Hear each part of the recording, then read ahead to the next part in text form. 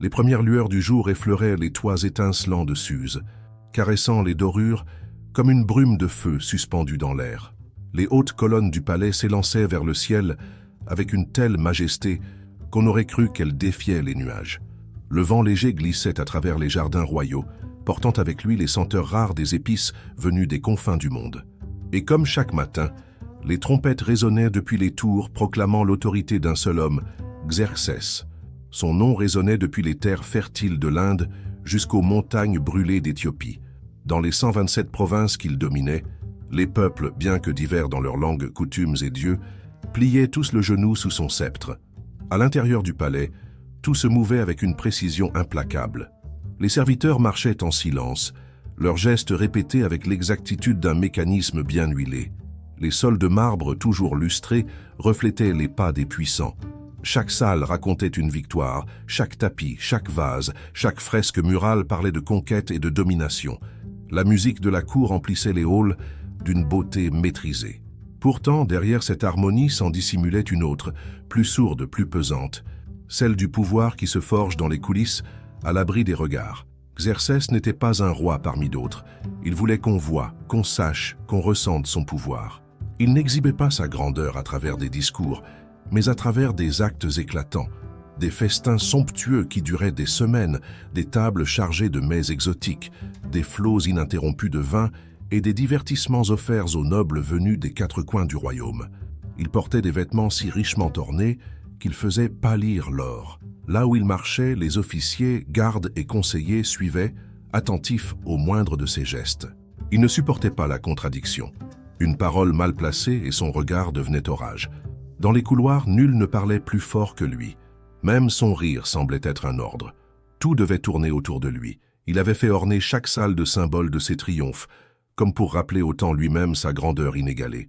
Mais derrière cette obsession d'être admiré, acclamé, redouté, se cachait un gouffre, une absence.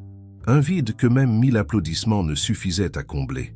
Lors d'un banquet particulièrement fastueux, alors que le vin coulait à flots et que les princes festoyaient dans les jardins, le roi eut une idée, faire venir la reine Vashti devant ses convives, parée de ses plus beaux atours, afin d'exhiber sa beauté comme un trophée parmi tant d'autres. Les serviteurs partirent sans tarder pour transmettre l'ordre. Mais ce que Xerxès n'avait pas anticipé, c'était le refus. La reine déclina. Calmement, fermement. Le roi, abasourdi, sentit son orgueil piétiner. Comment une reine pouvait-elle oser défier une convocation royale? Les conseillers, chuchotant entre eux, craignaient les répercussions. Et si d'autres femmes suivaient son exemple? Blessé dans son ego, le roi choisit la punition.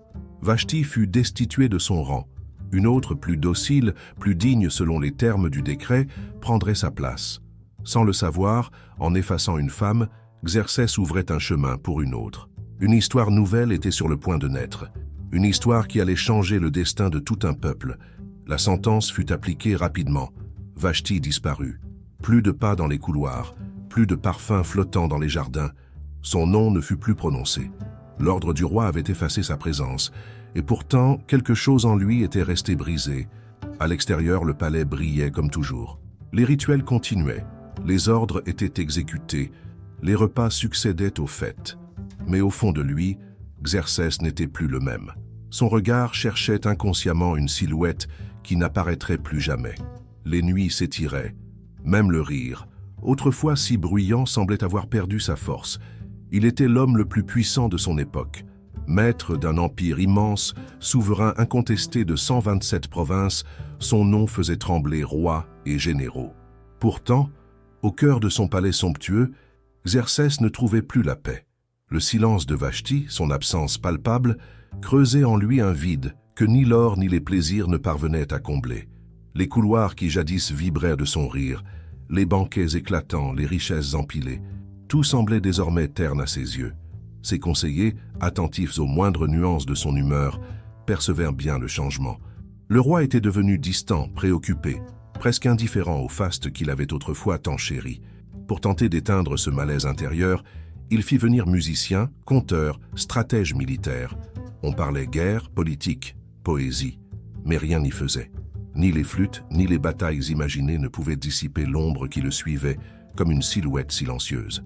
Un jour, l'un de ses conseillers s'avança respectueusement. « Majesté, peut-être est-il temps de désigner une nouvelle reine. Que chaque province envoie ses plus belles jeunes filles à Suse. Parmi elles, vous choisirez celle qui méritera la couronne. » Xerxès hocha la tête. Il accepta. Mais au fond de lui, il savait que ce processus ne guérirait pas la blessure laissée par Vashti. Pourtant, il se laissa porter par le protocole. Les sages du royaume élaborèrent alors un plan qui alliait stratégie et apparence. Une quête royale, à travers tout l'Empire, pour trouver une épouse digne du trône. Les scribes rédigèrent l'édit. Les messagers, à cheval, partirent vers l'est, le sud et le nord. Le décret était clair. Toutes les régions devaient envoyer leurs jeunes filles, les plus belles, au palais royal. Elles devaient être vierges, sans défaut apparent, gracieuses de visage. Une fois arrivées, elles recevraient des soins de beauté pendant plusieurs mois avant d'être présentées au roi. Dans les places publiques, on lisait la proclamation. Les familles se rassemblaient. Certains y voyaient une chance inespérée, d'autres, un arrachement cruel. Des larmes coulèrent sur les joues de nombreuses jeunes filles promises à l'inconnu. D'autres, les yeux brillants d'ambition, rêvaient déjà de couronnes et de palais. Les officiers royaux parcoururent les villages et les cités, interrogeant, observant, sélectionnant. Chaque élu était escorté jusqu'à Suse, logé dans le harem, préparé, vêtu et instruite dans les codes du palais. Rapidement, le palais se remplit de rires timides, de parfums enivrants, de regards espérant l'impossible. Et parmi elles, une jeune fille allait changer le destin de tout un peuple, sans même savoir que son histoire ne faisait que commencer. Loin du tumulte de la cour, dans une ruelle paisible de Suse, vivait une jeune femme au regard profond, nommée Hadassa. Orpheline depuis l'enfance, elle avait été élevée par son cousin, Mardochée. Homme humble mais droit, il lui avait transmis une éducation fondée sur la foi, la loyauté et le respect de ses origines. Hadassa n'attirait pas forcément par sa beauté, bien qu'elle fût belle. Ce qui frappait chez elle, c'était sa manière d'être. Elle écoutait avec attention, parlait peu mais avec justesse, aidait les enfants du voisinage et veillait avec tendresse sur ceux qui l'entouraient. Elle priait en silence, et chaque geste portait la mémoire de ceux qu'elle avait perdus. Tandis que d'autres rêvaient de palais et de soi, elle craignait ce monde lointain. Elle aimait sa vie simple, le chant des oiseaux au matin, l'odeur du pain chaud, les paroles de Mardochée chuchotées à la lumière des bougies. Mais un jour, le destin frappa à sa porte. 3 coups secs, 2 soldats et un scribe royal. Ils prononcèrent en son nom. Elle avait été choisie. Mardochée la serra fort contre lui et lui murmura « Ne révèle pas qui tu es. Tais ton origine. Le moment viendra. » Sans bien comprendre, elle partit. Ce jour-là, Hadassa quitta sa maison, sa vie, son nom. Ce que ni elle, ni personne ne savait encore, c'est qu'elle allait renaître, sous le nom d'Esther. Chaque matin, avant même que le soleil ne perce l'horizon, Hadassa et Mardochée partagèrent le pain en silence. Il n'y avait rien de spectaculaire dans leur quotidien, mais chaque geste, chaque mot prononcé, portait en lui la chaleur d'un amour familial discret et d'une sagesse patiemment transmise. Ce qui compte vraiment, disait souvent Mardochée, ce n'est pas l'endroit d'où tu viens, mais à qui tu restes fidèle quand personne ne regarde. Hadassa l'écoutait toujours avec respect. Elle ne saisissait pas encore toute la portée de ses paroles, mais elle les gravait dans son cœur. Il la protégeait du tumulte extérieur, mais surtout, il l'équipait en silence pour affronter les tempêtes à venir. La veille de son départ, ils s'assirent côte à côte, sous le ciel étoilé. Aucun mot ne fut nécessaire au début. Le silence entre eux était un langage sacré. Puis, Mardochée prit la parole, la voix douce mais ferme. « Ton avenir peut changer, mais ne laisse jamais ce monde altérer ce que tu es profondément. » Il lui tendit alors un petit objet, presque insignifiant, une bande de tissu usé, cousue autrefois par sa mère. « Garde-la près de toi, où que tu sois. Souviens-toi de celle que tu es vraiment. » Ce geste transforma leur lien. Ils n'étaient plus seulement cousins. Ils devenaient les témoins d'un dessein plus grand, porteurs d'une mission encore voilée. Le lendemain, les portes du palais se refermèrent sur Hadassa. Derrière elle, son monde s'effaçait. Devant elle s'ouvrait un univers inconnu, opulent et impitoyable. Avec d'autres jeunes filles, elle fut conduite dans une aile reculée du palais, loin des regards, là où les préparatifs pour rencontrer le roi avaient lieu. Tout y respirait l'excès, les murs brillants d'or, les parfums étourdissants, les murmures chargés de rivalité. Un fonctionnaire se tenait à l'entrée, calligraphiant les noms des nouvelles arrivantes. Quand il entendit Hadassah, il fronça les sourcils. « Ce nom ne convient pas ici, dit-il presque méprisant. Désormais, tu seras appelée Esther. » Elle n'objecta rien. Elle hocha la tête avec calme, sans comprendre entièrement le sens de ce changement. Mais une intuition l'effleura. Ce nouveau nom, c'était à la fois une coupure et une protection. Esther, un mot court, fluide, détaché de son passé.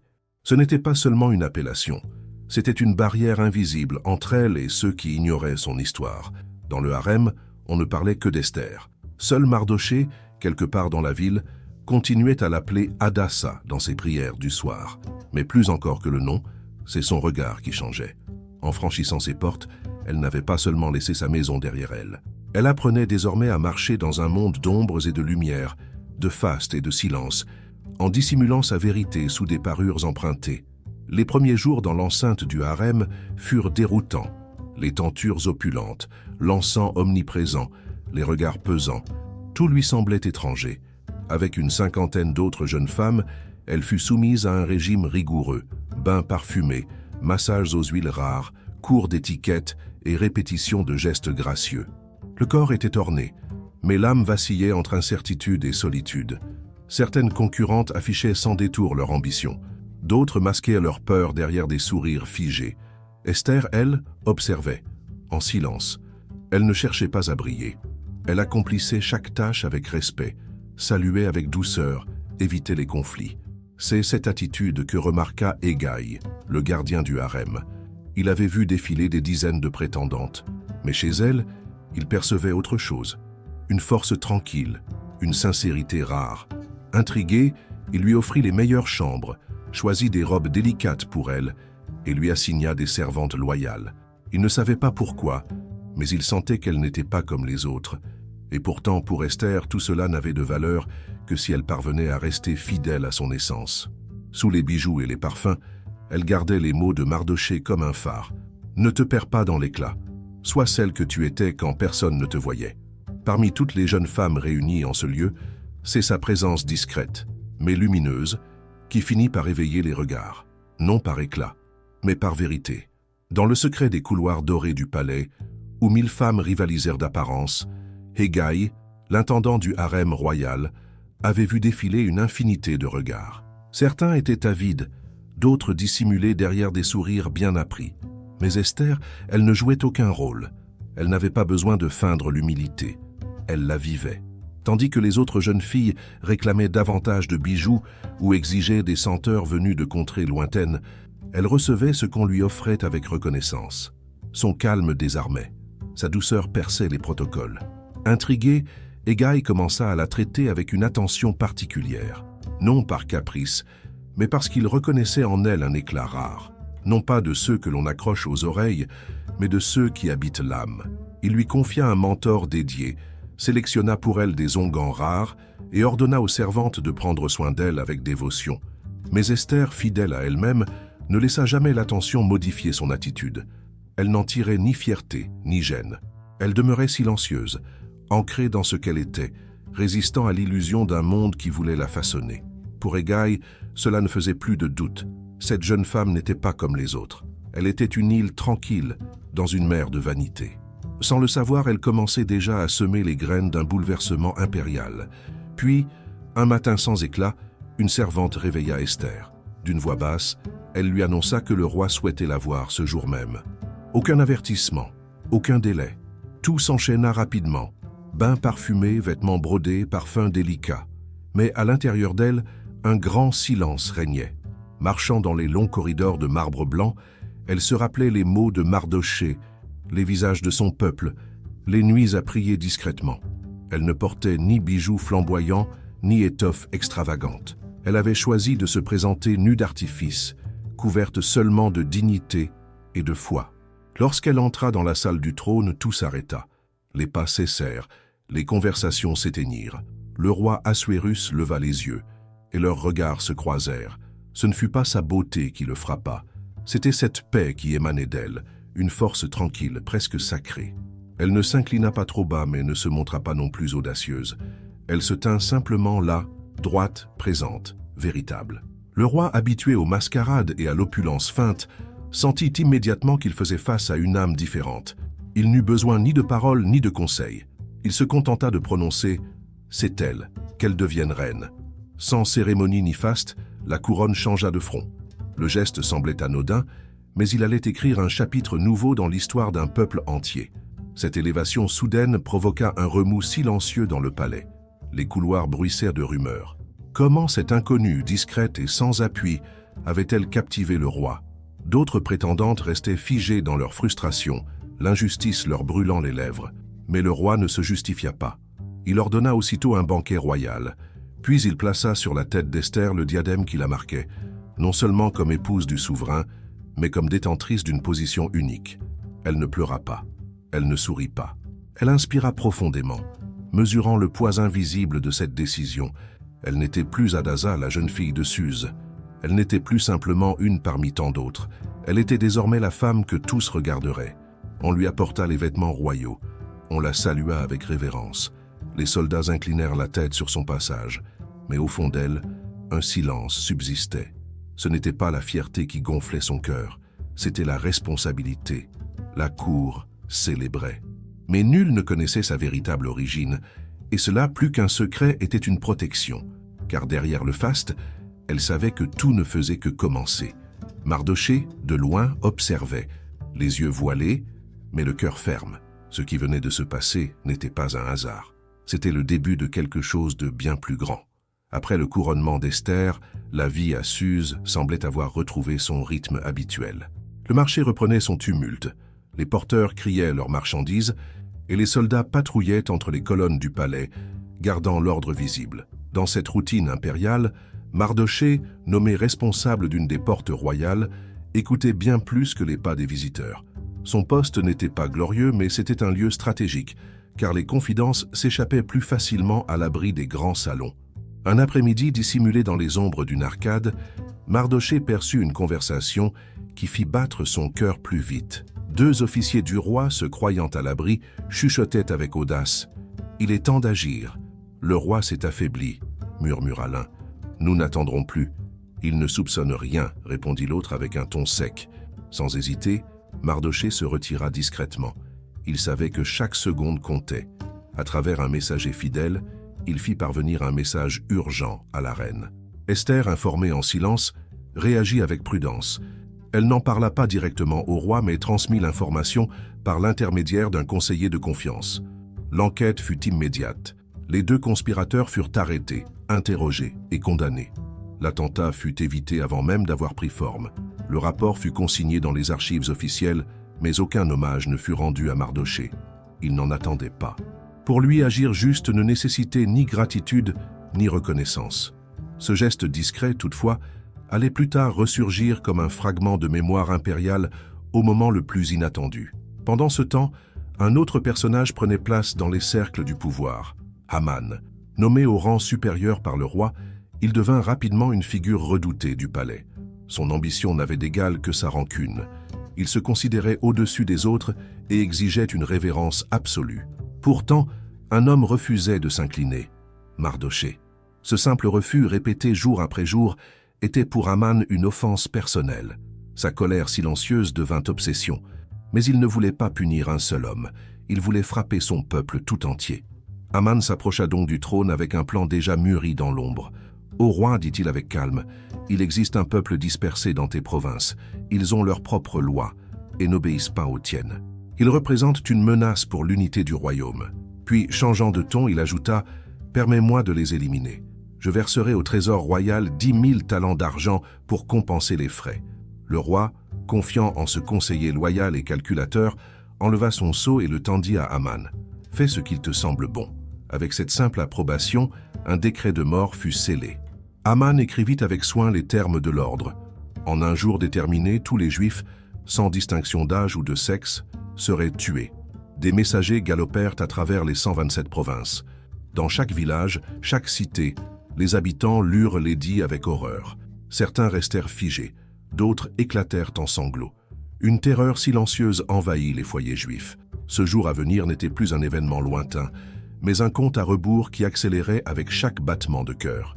Mais ce que Haman ignorait, c'est qu'en écrivant ce décret, il traçait également le chemin de sa propre chute.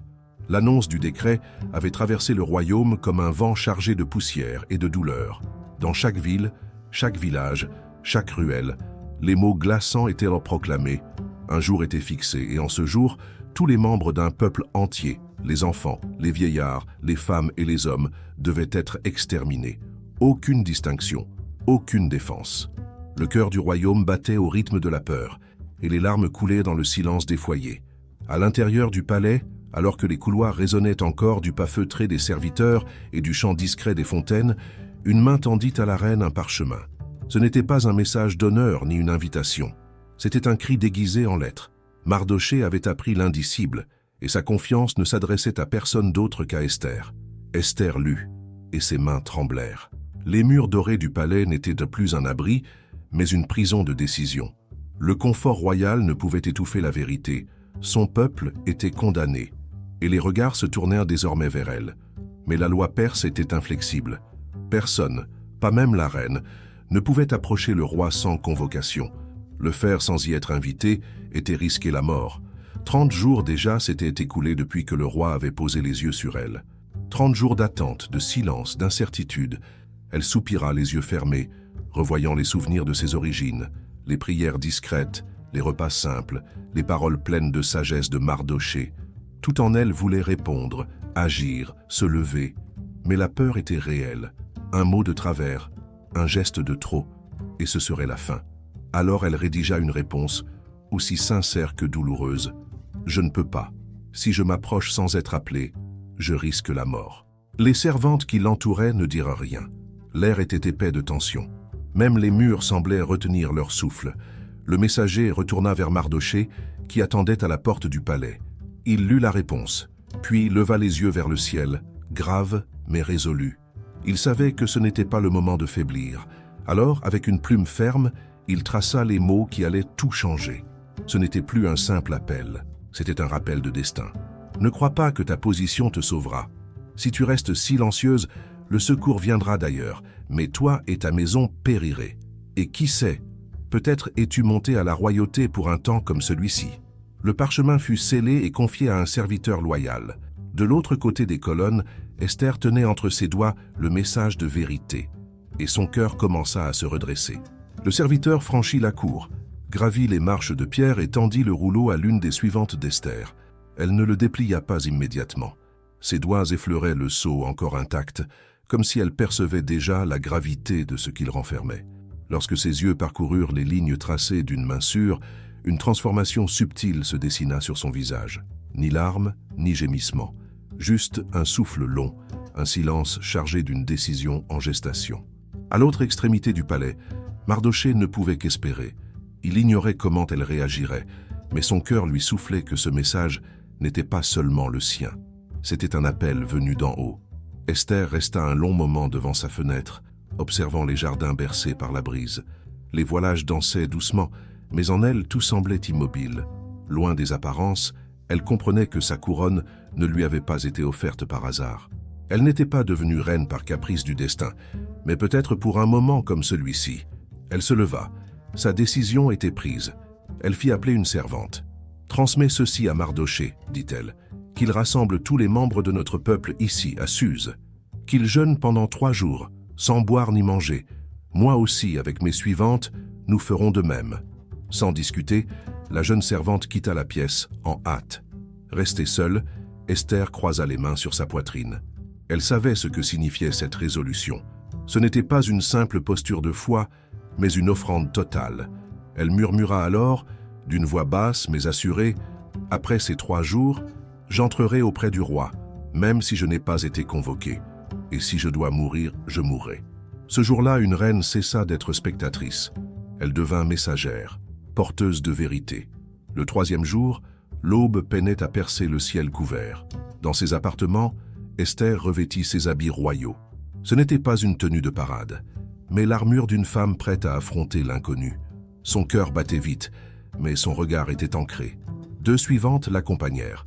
Ensemble, elles descendirent lentement les escaliers du palais. Chaque pas résonnait comme un tambour intérieur. Les gardes échangèrent des regards nerveux mais s'écartèrent. Personne n'osa l'arrêter. Les lourdes portes s'ouvrirent en silence. Une lumière franche inonda le grand hall. Assis sur son trône, Assuérus tourna la tête. Un murmure parcourut la salle. Tout s'interrompit. Esther s'avança sans hâte, son regard fixé droit devant elle. Aucun bijou extravagant, aucune extravagance. Juste elle, présente, entière. Le roi la fixa, étonné. Il avait vu tant de femmes rivaliser de beauté, mais aucune ne portait la paix d'une conviction intérieure. Sans un mot, il tendit son sceptre d'or. Elle avança et toucha doucement l'extrémité du sceptre. Ce geste silencieux brisa les chaînes de la peur. Un nouveau chapitre s'écrivait. « Que veux-tu, ma reine ?» demanda le roi avec douceur. « Même la moitié de mon royaume, si tu la demandes, te sera donnée. » Elle inclina la tête avec respect et répondit calmement. « Si j'ai trouvé grâce à tes yeux, je te prie, viens ce soir au banquet que j'ai préparé, toi et Haman. » Assuérus accepta immédiatement, curieux. L'assurance d'Esther l'intriguait. Elle n'implorait pas. Elle proposait, avec noblesse. Ce soir-là, un simple repas allait devenir le prélude d'une révélation qui changerait l'histoire. Lorsque la reine Esther se retira de la salle du trône, les murmures reprirent parmi les courtisans. Mais cette fois, quelque chose dans le ton avait changé. Ce n'était plus la surprise ou l'indignation, c'était l'éveil d'un pressentiment. L'entrée silencieuse de la reine, au lieu de provoquer le scandale attendu, s'était transformée en reconnaissance. Sans que nul ne s'en doute encore, les événements venaient de s'engager sur une voie nouvelle. À la tombée du jour, le palais fut métamorphosé. Le salon choisi par Esther pour recevoir ses invités fut décoré avec un raffinement discret. Des tissus souples aux teintes nacrées recouvraient les murs. Des lampes suspendues projetaient une lumière chaleureuse, et les tables étaient dressées avec des mets rares et des coupes gravées. Chaque détail respirait l'intention. Ce n'était pas un simple dîner, c'était une scène soigneusement préparée. Le roi arriva en premier, entouré de sa garde rapprochée. Peu après, Haman fit son entrée, le port altier, convaincu que cette invitation était la preuve ultime de sa supériorité. Être convié à un repas privé avec la reine et le roi, qui aurait pu rivaliser avec cela? Esther les accueillit avec une courtoisie mesurée. Son visage affichait la paix.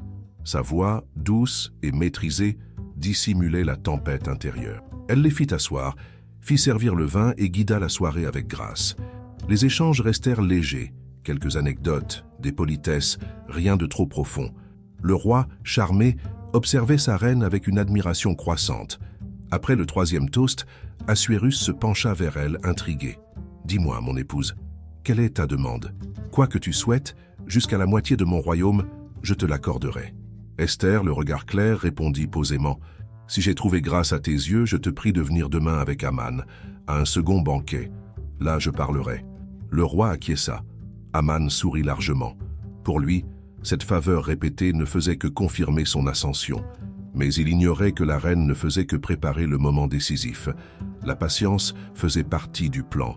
Sur le chemin du retour, Haman ne contenait plus son euphorie. Il marchait fièrement, gonflé d'orgueil. Il venait de partager une table avec les deux plus puissants personnages du royaume. Mais sa joie se mua en colère en un instant. Car, à l'entrée du palais, il vit Mardochée, droit, calme, ne fléchissant pas. Ce refus de se prosterner, même muet, était, pour Haman, un affront intolérable. De retour chez lui, bouillonnant de rage, il convoqua ses proches et sa femme, Zeresh. Il raconta sa soirée triomphale, mais termina en crachant sa frustration. Tout cela ne vaut rien tant que cet homme est encore debout, devant le palais. Zeresh, lucide et tranchante, répondit « Fais ériger une potence, haute de 20 coudées, et demain matin, demande au roi d'y faire pendre Mardochée. Ainsi, tu pourras profiter du banquet l'esprit léger. » Séduit par cette idée cruelle, Haman donna immédiatement l'ordre. On apporta du bois, on appela les charpentiers, et dans le noir de la nuit, les marteaux résonnèrent, érigeant l'instrument de sa propre chute. Mais dans une autre aile du palais, le roi ne trouvait pas le sommeil. Il tournait dans son lit, l'esprit agité, sans cause apparente. La musique ne parvenait pas à l'apaiser. « Apportez-moi le livre des souvenirs du royaume », ordonna-t-il. Un scribe arriva avec le lourd manuscrit. Il lut des passages à voix basse, exploits militaires, décisions administratives, jusqu'à une note qui arrêta le roi. Une tentative d'assassinat, déjouée, par un homme nommé Mardochée. Que lui avons-nous donné en remerciement? demanda Assuérus. Le scribe tourna les pages, relut, puis répondit « Rien, Majesté ». Le roi se redressa. Ce silence du passé exigeait une réparation immédiate. Et sans le savoir, cette nuit d'insomnie allait bouleverser l'histoire. Dans le calme encore endormi du palais, alors que l'aube commençait à dorer les colonnes de Suse, le roi Assuérus se redressa de son lit, troublé. Une étrange agitation le tenaillait depuis la nuit. Il avait relu les chroniques du royaume et y avait découvert un fait capital. Un homme, Mardochée, avait un jour déjoué un complot contre sa vie et pourtant, jamais personne ne l'avait remercié. Aucune récompense, aucun honneur, rien. Cette omission, minime aux yeux des autres, résonnait en lui comme une dette impardonnable. Il en ressentait le poids, comme si l'équilibre même de la justice de son règne en dépendait. Il appela immédiatement un conseiller. Mais avant que celui-ci n'arrive, un autre personnage fit son apparition dans la salle. Haman. L'homme venait réclamer la pendaison de Mardochée, qu'il considérait comme un obstacle personnel. Mais le roi, sans lui laisser le temps de parler, lança une question inattendue. Que faudrait-il faire pour l'homme que le roi désire honorer? Flatté, croyant que le souverain parlait de lui, Haman dressa la liste de ses rêves. Qu'il soit vêtu des habits royaux, qu'il monte le cheval du roi, qu'il porte une couronne, et qu'un noble proclame sa grandeur à travers la ville. Assuérus hocha la tête, satisfait. Très bien. Hâte-toi d'accomplir cela pour Mardochée, le juif qui veille aux portes du palais, et veille à n'oublier aucun détail. Le sang quitta le visage d'Haman. Sa gorge se serra. Ce qu'il imaginait être sa glorification allait devenir l'humiliation publique la plus cuisante de sa vie. Pourtant, il n'avait d'autre choix que d'obéir. Il scella les vêtements, s'inclina devant son rival et le mena à travers les rues, proclamant à voix haute « Voici ce qui est fait pour celui que le roi souhaite honorer ». Le peuple regardait, stupéfait. Celui qu'on avait ignoré jusque-là, celui qui ne recherchait ni gloire ni récompense, était maintenant élevé par son pire ennemi. Et Mardochée, fidèle à lui-même, restait calme, modeste, presque silencieux, comme si cet honneur n'était qu'un détour sur le chemin qu'il n'avait jamais cherché. Au palais, alors que le soleil descendait lentement, les serviteurs s'affairaient. Un autre banquet avait été préparé à la demande de la reine Esther. Les tentures fines flottaient légèrement dans l'air tiède, les chandeliers illuminèrent la pièce, et les plats les plus raffinés étaient servis. Mais l'atmosphère était différente, plus grave, plus lourde. Esther, debout, vêtue sobrement, attendait. Elle n'était plus seulement la femme du roi, elle était maintenant le cœur battant d'un peuple sans voix. Son regard ne tremblait pas. Son silence parlait plus fort que 1000 discours. Le roi arriva en premier, serein. Puis Haman, marchant lentement, lesté par sa honte du matin. Il tenta de masquer son trouble, mais ses yeux trahissaient la panique intérieure. Ils prirent place. La conversation fut brève, les sourires forcés. L'équilibre était fragile, comme une corde tendue sur l'abîme. Et alors que le repas avançait, le roi, de nouveau intrigué par le mystère que portait Esther dans le regard, lui posa la même question. « Reine Esther, quelle est ta demande? C'est la seconde fois que tu m'honores ainsi. Que veux-tu vraiment ?» Elle se leva lentement. Sa voix était calme mais ferme. Chaque mot portait le poids de siècles d'histoire. « Si j'ai trouvé grâce à tes yeux, je t'implore, sauve-moi. Moi et mon peuple. Nous avons été livrés à la mort. » Le roi, stupéfait, fronça les sourcils. Qui a osé faire cela? Esther tourna la tête et désigna Haman du doigt. Cet homme, il est l'auteur du complot. Le silence qui s'ensuivit fut glaçant. L'air sembla se figer. Le roi se leva brusquement, renversant son siège, et sortit dans les jardins pour contenir sa fureur. Pendant ce temps, Haman, paniqué, se jeta aux pieds de la reine pour implorer sa clémence. Mais lorsqu'Assuérus revint, il vit Haman penché dangereusement près d'Esther. « Veux-tu aussi outrager la reine sous mon toit ?» rugit-il. À cet instant, un serviteur s'avança. « Majesté, Haman a érigé une potence pour Mardochée, celle qu'il voulait voir pendue. » Alors le roi prononça la sentence, qu'il soit pendu à la potence qu'il a construite. Ainsi Haman tomba dans son propre piège. Ce qu'il avait imaginé pour un autre devint sa propre fin. La justice fut rétablie, mais une ombre restait. Le décret de mort contre les Juifs était encore valide. Une fois encore, Esther prit son courage à deux mains. Elle se présenta au roi, cette fois les yeux brillants de larmes. « Je ne demande ni vengeance, ni châtiment. Seulement que mon peuple ait le droit de se défendre. » Assuérus acquiesça. Il tendit son anneau royal à Mardochée, lui conférant l'autorité nécessaire pour écrire un nouveau décret. Celui-ci fut envoyé à travers tout l'Empire. Les Juifs pouvaient désormais se protéger, répondre aux attaques et préserver leur existence. Le jour prévu arriva. Les ennemis s'attendaient à une proie facile, mais ils trouvèrent des hommes debout, des familles unies, un peuple prêt à défendre sa vie avec dignité. Ce ne fut pas une vendetta, ce fut une affirmation d'existence. À la suite de cette victoire, Esther et Mardochée instituèrent une fête nouvelle, Pourim, une célébration de la vie préservée, du retournement de situation, du courage silencieux qui triomphe là où l'évidence échoue. Et même aujourd'hui, cette histoire traverse le temps, car parfois, le plus grand miracle n'est pas d'échapper à la mort, mais de rester fidèle quand tout semble perdu.